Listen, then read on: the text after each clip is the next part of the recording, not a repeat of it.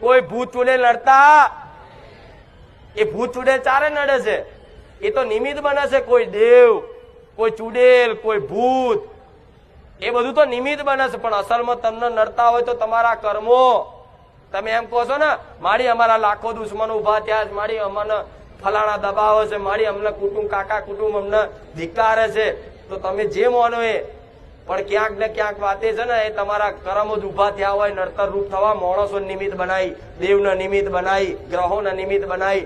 નહીં તો કોઈને છે ને કર્મ નબળા ના હોય ને, તો કોઈ ગ્રહો, કોઈ માતા, કોઈ દેવી, કોઈ દેવતા, કોઈ ભૂત ને કોઈ રાક્ષસ નડે?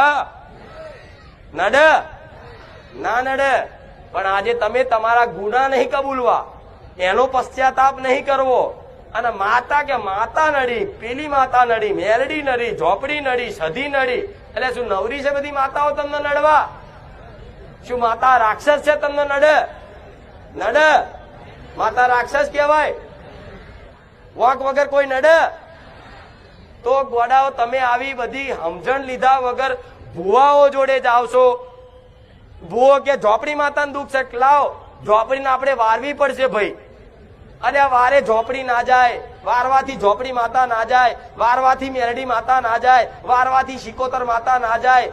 પણ પેલા એ ભુવાને એમ પૂછાય કે આ ઝોપડી માતા નડે છે, ભલે નડે